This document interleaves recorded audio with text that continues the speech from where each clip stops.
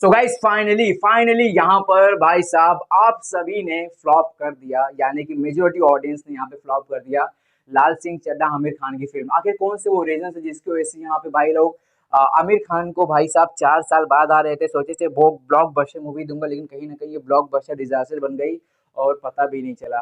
तो कौन से रीजन है जिसकी वजह से कहीं ना कहीं मेजोरिटी ऑडियंस भाई साहब, जो मेन रीजन है जिसकी वजह से कहीं ना कहीं डिबेट चल रहे हैं भाई साहब मीडिया के ऊपर।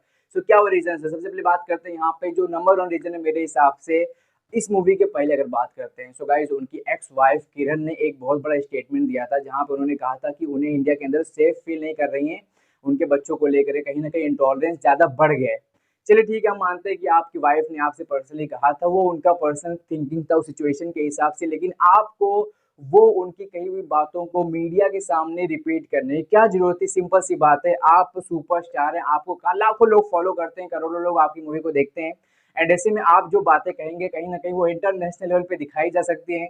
तो कहीं ना कहीं ये इंडियन लोगों को भाई साहब पसंद नहीं है आपकी बात, एंड कहीं ना कहीं ये एक रीजन है आपकी मूवी को बॉयकॉट करने के पीछे। सेकंड रीजन, एंड मेरे हिसाब से ये भी वो रीजन है क्योंकि कहीं ना कहीं या ये इंक्लूडेड है इस मूवी को लेकर के। सो यहाँ बात करते हैं गाइज यहाँ पे आमिर खान का टर्की की फर्स्ट लेडी से मुलाकात। अब आपको बताता हूँ उन्होंने मुलाकात क्यों किया था। उन्होंने मुलाकात किया था अपनी मूवी की शूटिंग को लेकर के। सो चलिए ठीक है, आपने अपनी मूवी की शूटिंग के लिए मुलाकात किया था, लेकिन टर्की की first lady, I mean seriously आपके पास और कोई कंट्री बची नहीं थी और कोई देश बचा नहीं जहां पे आप शूटिंग कर सकते हैं।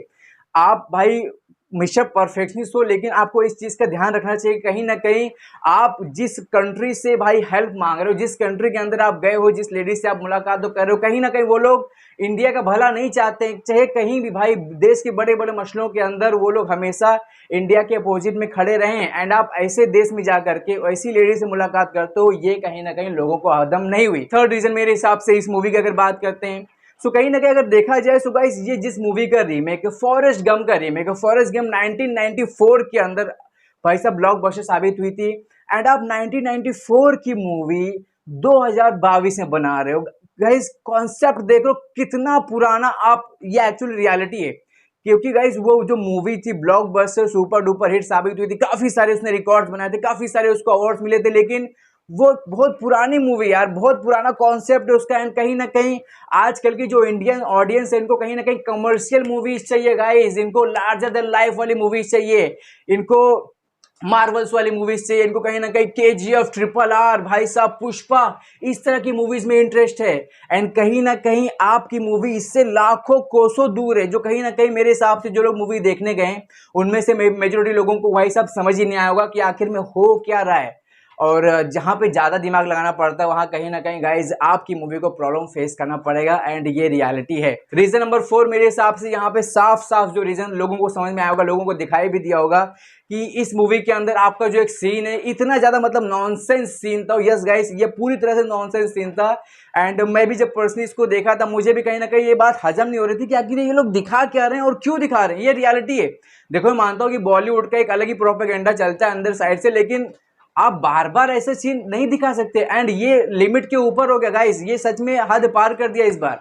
आप एक सीन देखेंगे जिसके अंदर एक टेररिस्ट रहता है, और भाई साहब कारगिल वॉर का टाइम है यहाँ पर, ऊपर से कारगिल वॉर के अंदर ऐसे नॉनसेंस लोग को भर्ती कैसे कर लिए भाई। चलो ठीक है, ये बंदा जो काम करता है अच्छे से करता है, लेकिन कहीं ना कहीं इस बंदे का आईक्यू कम था गाइस। लाल सिंह चड्ढा एक ऐसे कैरेक्टर है जिसका आईक्यू बहुत कम है, और इसे कम आईक्यू वाले बंदे को जो अपने दुश्मन तक को नहीं देख सकता, पहचान सकता, इसको आपने कारगिल वॉर में भेज दिया। सो कहीं ना कहीं ये चीज दिखा करके आपने ये रिप्रेजेंट कर दिया कि हमारी गाइस जो मिलिट्री है, जो आर्मी हो, ये प्रॉपर डिसीजन नहीं ले पा रही है कि किन लोगों को भेजना चाहिए, किन लोगों को नहीं भेजना चाहिए। ये भी एक पॉइंट उठ करके आया उस मूवी से।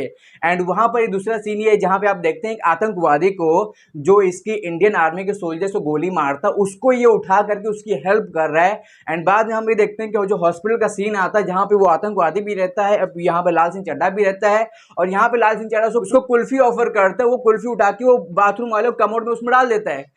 और भाई साहब ऊपर से इसमें मजे वाली बात तो ये हो जाती है कि इंडियन आर्मी के सोल्जर्स को पता ही नहीं चलता है कि जो बंदा है जिसको यहाँ पे लाल सिंह चड्ढा बचा करके लाया है वो टेररिस्ट है। फिर एक बार आपने प्रूव कर दिया कि इंडियन आर्मी कहीं ना कहीं इरेस्पॉन्सिबल है। वो इन चीज का मतलब इतनी भाई साहब इतनी बेइज्जती उड़ाने की क्या जरूरत थी।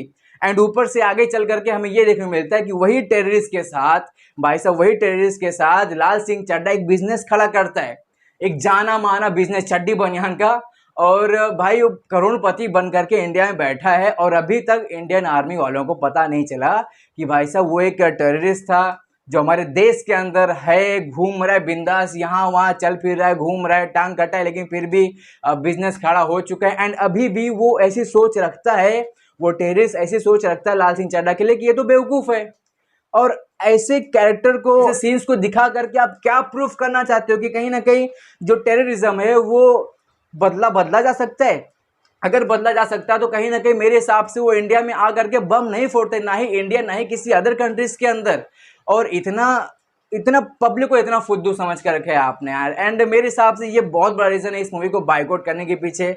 और कहीं ना कहीं यह मुझे से मैंने आपको बताया कि मूवी के अंदर कुछ ऐसे फालतू के सीन्स भी ज़्यादा हैं जो लोगों को समझ भी नहीं आएंगे कि आखिर ये क्या हो रहा है।